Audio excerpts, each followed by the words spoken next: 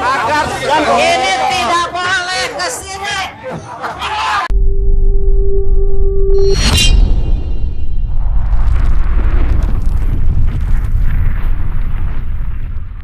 Izinkan kami menyampaikan sikap fraksi Nasdem terkait peristiwa kekerasan yang terjadi di Rempang, Kepulauan Riau. Dalam rapat paripurna ini, kami ingin mengajak kita semua untuk memberikan perhatian dengan mendorong agar kekerasan dihentikan dan dialog dikedepankan.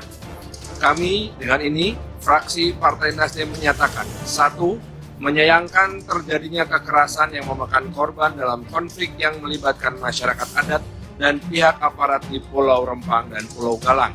Kedua, mendesak aparat penegak hukum untuk segera menghentikan penggunaan kekerasan dan mengatasi tindak kekerasan yang terjadi. Ketiga, mengajak semua pihak baik masyarakat, aparat maupun pemerintah untuk dapat menahan diri, meredakan situasi agar tercipta keadaan yang tenang terlebih dahulu. Keempat, mencegah terjadinya kekerasan kembali dan selanjutnya terus kedepankan dialog dalam mencari penyelesaian. Bakal calon presiden dari Koalisi Perubahan untuk Persatuan, KPP, Anies Baswedan angkat bicara terkait konflik yang terjadi di Pulau Rempang. Sesungguhnya investasi itu tujuan akhirnya bukan sekedar memperkaya investor, tapi meningkatkan kesejahteraan seluruh rakyat. Itulah tujuan utamanya kita membuka Indonesia, membuka kesempatan untuk ada investasi. Karena itu, harus mengedepankan prinsip keadilan, harus mengedepankan prinsip ini dalam situasi apapun. Karena kita tahu bahwa pelaksanaan selalu ketemu dengan berbagai macam tantangan di lapangan. Nah, kalau kegiatan investasi justru memicu penderitaan, justru memicu kondisi yang tidak sehat di dalam kesejahteraan rakyat, maka ini perlu ada langkah-langkah koreksi.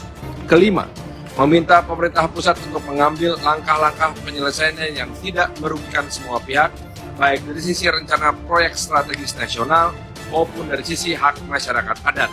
Sebagai bagian dari masyarakat adat, hak-hak masyarakat Pulau Rempang juga perlu dipertimbangkan dalam kaitannya dengan pengakuan hak masyarakat adat dalam konstitusi dengan membuka ruang dialog dan partisipasi dalam perumusan kebijakan strategis nasional. 6 dan terakhir, dengan ini kami mengajak kembali agar DPR RI kembali menyegerakan pembahasan dan pengesahan rancangan undang-undang masyarakat hukum adat.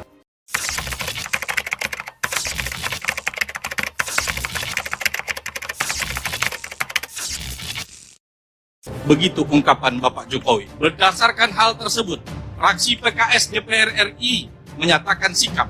1. Mengecam tindakan aparat yang represif dan meminta agar semua aparat menahan diri. 2. Meminta TNI Polri mengusut tuntas indikasi pelanggaran SOP. 3. Meminta pemerintah menjamin pengobatan bagi masyarakat yang terluka yang menjadi korban tragedi ini. 4.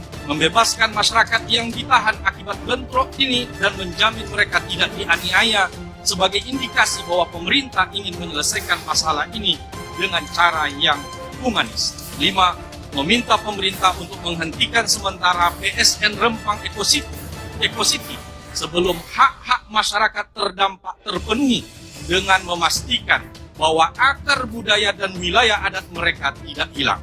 Demikian, Assalamualaikum warahmatullahi wabarakatuh. Kami merasakan pengalaman di Jakarta ketika ada tindakan-tindakan kekerasan yang menyangkut penggeseran, penggusuran, itu luka sosialnya lama. Teman-teman mungkin ingat di Jakarta pada masa di mana kampung-kampung di bulldozer, kampung-kampung digeser, itu lukanya lama. Saya datang ke tempat-tempat yang kita bangunkan rumah, kemudian misalnya masyarakat di Bukit Duri. Sekarang kita bangunkan rumah susun di sana. Itu kalau datang bertemu dengan mereka tidak pernah lupa anak-anak itu atas pengalaman traumatik yang mereka lewati pada saat kekerasan itu terjadi. Kamu akuarium, datang ke sana. Kita akan ketemu dengan mereka yang memiliki luka yang amat dalam. Nah, kami melihat pendekatan yang penting adalah pendekatan dialog. Bicarakan baik-baik. Apalagi ketika kita berbicara tentang proyek yang jangkanya amat panjang. Kalau proyek yang jangkanya amat panjang itu bisa diberikan tambahan waktu untuk proses pembicaraan itu berjalan dengan tuntas. Jadi lebih baik dilakukan pembicaraan panjang, rumit, ribet, tapi melibatkan semua dan sampai pada kesimpulan yang diterima, baru kemudian eksekusi. Dengan cara seperti itu, maka kita akan bisa merasakan pembangunan yang prosesnya. Bakal Capres Koalisi Perubahan Anies Baswedan mengkritisi bentrok warga dan aparat di Pulau Rempang, Batam terkait proyek strategis nasional PSN Rempang Eco City. Ia menilai harus ada yang dikoreksi jika kegiatan investasi justru memicu penderitaan rakyat. Kalau kegiatan investasi justru memicu penderitaan, justru memicu kondisi yang tidak sehat di dalam kesejahteraan rakyat, maka ini perlu ada langkah-langkah koreksi, kata Anies di DPP PKS, Jakarta, Selasa, tanggal 12 September tahun 2023. Anies menyebut tujuan dari investasi bukan sekadar memperkaya investor, melainkan meningkatkan kesejahteraan rakyat. Ia juga menilai investasi harus mengedepankan prinsip keadilan. Menurutnya, keadilan harus dikedepankan dalam situasi apapun. Sesungguhnya investasi itu tujuan akhirnya bukan sekadar memperkaya investor, tapi meningkatkan kesejahteraan seluruh rakyat, ucap dia. Anies lantas mengungkit pengalamannya kala jadi Gubernur DKI Jakarta. Ia menyebut dampak psikologis yang disebabkan akibat penggusuran berlangsung lama.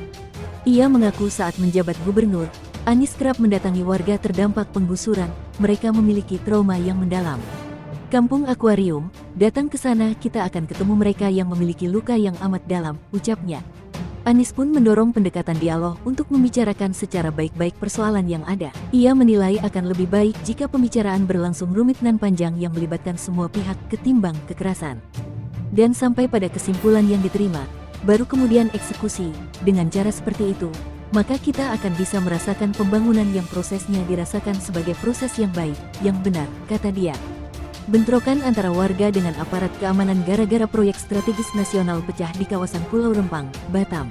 Kejadian itu terungkap setelah viral video anak-anak sekolah dilarikan ke fasilitas kesehatan karena tembakan gas air mata. Tokoh masyarakat Rempang Hazaini KS menyebut tak ada ganti rugi dari Badan Pengusahaan BP Batam. Dia menyebut warga di 16 kampung menolak relokasi. Mereka telah tinggal di sana sejak 1834. Kapolri, jangan menerima informasi satu pihak dari BP Batam. Tidak benar kalau ada sosialisasi dan pemberian ganti rugi, ungkap Hazaini kepada Indonesia.com, Jumat, tanggal 8 September tahun 2023. Presiden Joko Widodo pun sudah bersuara soal bentrok itu. Menurut Jokowi, konflik itu imbas dari komunikasi yang kurang baik.